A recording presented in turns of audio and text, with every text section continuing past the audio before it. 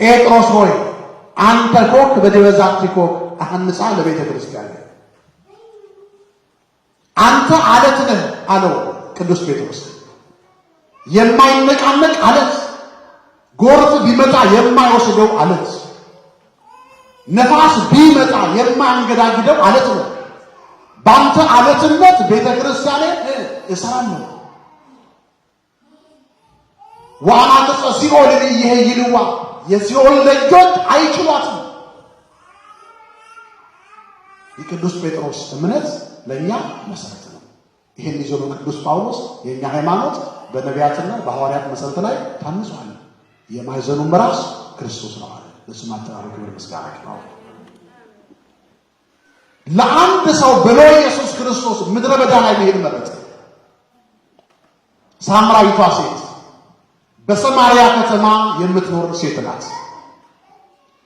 ሳምራውያን በዘመናቸው አንድ ትልቅ ተራራ ላይ ጣዖት ተክለው ለዚያ ለጣዖት ይሰግዳሉ፣ ይመለከታሉ። ጣዖት አምላኪዎች ናቸው።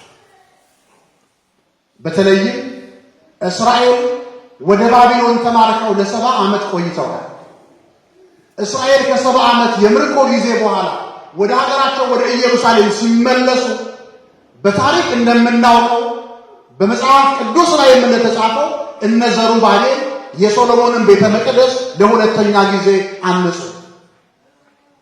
እነ ዘሩባቤል ቤተ መቅደሱን ሲያንጹ ሳምራውያን ደግሞ በተራራ ላይ ጣዖት ተክለው ለዚያ ይሰግዱ ነበር። ለጣዖት ይሰዋሉ፣ ለጣዖት ይመለከታሉ። ሳምራውያን ጣዖት አምላኪዎች ናቸው። በባህል በሃይማኖት አይሁዳውያን ጋር ይለያያሉ። በዚያ ከተማ የምትኖር ሴት እንደ ሀገሩ ባህል እንደ ሕጉ መሰረት በትዳር ሕይወት ተወስና የምትኖር ሴት ናት። ሰው አጨብጭቦ እልል ብሎ ሰርግ ተደግሶ አግኝታለች። ጋብቻዋ ግን ፈተና ነበረበት። ፈተናው ያው ከባድ ነው። በር የማጣት ችግር አይደለም። ይሄ ቢሆን ችግር የለም።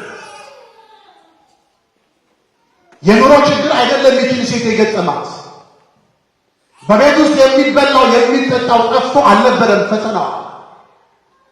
ፈተናዋ ከባድ ነው። የምታገባው ባል ገና ጭኗ ላይ ሲያርፍ ይሞታል።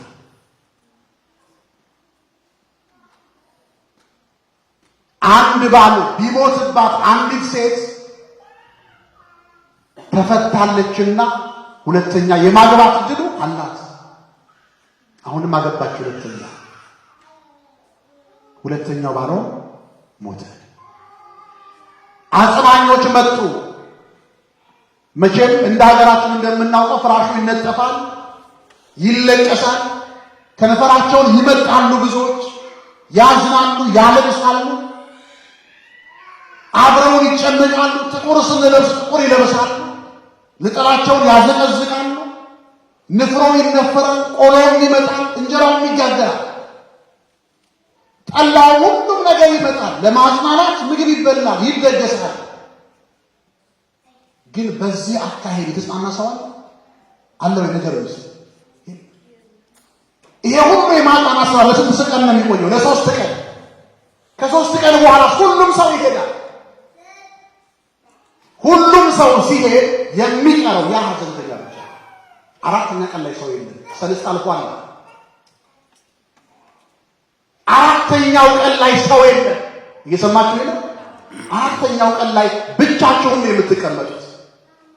3ቱን ቀን በስልክም ይደወላል፣ ለቅሶ የሚደርሰው ይደርሳል፣ ፍራሽ ላይ የሚቀመጠው ይቀመጣል። 4ኛው ቀን ላይ ግን ሰው የለም፣ አጽናኝ የለም።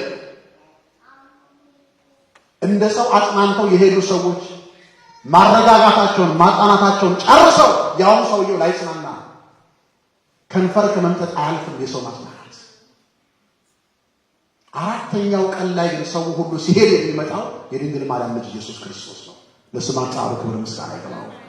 አልዓዛር ሞቷል። ማርያምና ማርታ 3 ቀን አዝነዋል። ከ3 ቀን በኋላ ሰው ሲሄድ በ4ኛው ቀን ማን ደረሰላቸው? ኢየሱስ ክርስቶስ። ለስሙ አጠራሩ ክብር ምስጋና ይግባው። ኢየሱስ ክርስቶስ መጣ። በአራተኛው ቀን ማርያምና ማርታ እየሮጡ ሄዱ። ጌታ ሆይ አንተ በዚህ ኖረ ቢሆን ኖሮ ወንድማችን አልዓዛር አይሞትም ነበር። አንተ ባለመኖር ምክንያት ሞተ ወንድማችን አለ። የሁለቱም ቃል አንድ ነው። ክርስቶስ ግን ምን አለ? አይዟችሁ አለ። ብታምኚ እኮ አላት ማርያምን የእግዚአብሔርን ኃይል የእግዚአብሔርን ማዳን ታያለሽ አላልኩሽምን? አልዓዛር አልሞተም ማለት ግን ተኝቷል። ለማንኛውም የተቀበራችሁት ምን አለች ማርያም? ምን አለች ማርታ? ከሞተ እኮ 4 ቀን ነው። በአሁኑ ሰዓት ወደ መቃብሩ ብንሄድ ይሸታል። ምን ጋላለች? ይሸታል። ያስተውሉ። ለካ ማርያምና ማርታ ወንድማቸው አልዓዛርን ለማስታመም ደክሞ ነበር ማለት ነው። በህመሙ ጊዜ ምን ያህል እንደሰለችው የሚያሳየው ወንድማችን አልዓዛር ይሸታል። ክርስቶስ ግን ምን አለ? የሚሸተው ለእናንተ ነው፣ እኔ ግን የእጄ ሥራ ስለሆነ አይሸትም ማለት ነው። እውነት ነው። ለሰው ይሸት ይሆናል፣ ለሰው እናስጠላ ይሆናል፣ ለሰው ባህሪያችን የከረፋ ሊሆን ይችላል። ከነ ባህሪያችን ግን ትሸቱኛላችሁ ሳይል አቅፎ ደግፎ በምህረት በቸርነት ከዘመን ወደ ዘመን ያሸጋገረን ማን ነው? ለስም አጠራሩ ክብር ምስጋና ይግባው። ወደ መቃብሩ ሄዱ። ማርያምና ማርታ ርቀው ቆሙ ከመቃብሩ። ክርስቶስ ግን ወደ መቃብሩ ጠጋ አለ። ወደ መቃብራችን ጠጋ የሚል ኢየሱስ ክርስቶስ ብቻ ነው። ሰዎች ይሸታል ያሉትን መቃብራችንን በድፍረት የሚነካው እግዚአብሔር ብቻ ነው። የእጁ ሥራዎች ነን። ጠጋ አለና በሚያውቀው ድምፅ ባሪያው አልዓዛር በሚሰማው በድሮው ድምፅ አልዓዛር አልዓዛር ብሎ ጠራው። ሙታን የእግዚአብሔርን ልጅ ድምፅ የሚሰሙበት ሰዓት ይመጣል፣ ሰዓቱም አሁን ነው እንደተባለ አልዓዛር ከመቃብር ሆኖ የክርስቶስን ቃል ሰማና አቤት አባቴ ብሎ ብድግ አለ። ክርስቶስ ሲናገር መቃብር ያለው ይነሳል። ችግሩ ያለው በኃጢአት የሞትን ሰዎች ክርስቶስ እንዳልዓዛር ይጠራል። አልተነሳንም። ለንስሐ ራሳችን አላዘጋጀንም። ቤተ ክርስቲያን የመመላለስ ልምዶ አለ። ቤተ መቅደስ የመምጣት ልምዶ አለ። እንደ አልዓዛር ግን ዛሬም እግዚአብሔር ልጆቼ እያለ ይጠራል። ማን ነው ድምፁን ሰምቶ እንደ አልዓዛር ብድግ ብሎ ከመቃብር የተነሳ? ከዚያኛው መቃብር ለመነሳት ከዚህኛው መቃብር መነሳት ያስፈልጋል። ከዚያኛው መቃብር የምንነሳው በትንሣኤ ዘጉባኤ ነው። ከዚህኛው መቃብር የምንነሳው ግን በኃጢአት ከሞትንበት ነው። ኤፌሶን ምዕራፍ 5 ቁጥር 14 ላይ አንተ የምትተኛ ንቃ፣ ከሙታን መካከል ተነሳ፣ ኢየሱስ ክርስቶስ ያበራልሃልና። አንተ የምትተኛ ንቃ ማለት በኃጢአት የተኛ አንተ ንቃ ማለት ነው። ከሙታን መካከል ተነሳ ማለት በኃጢአት ከሞቱ ሰዎች መካከል ተለይተ ውጣ ማለት ነው። አልዓዛር ብድግ አለ። ማርያምና ማርታ ወደ አልዓዛር ጠጋ ሲሉ አልዓዛር እንዳሉት አይሸትም ሥጋው፣ ይልቁንም ከሽቱ በላይ መዓዛው ያውድ ነበር፣ ያበር ነበር። የአልዓዛርን መዓዛ ማለወጠው? ለስም አጠራሩ ክብር ምስጋና ይግባው።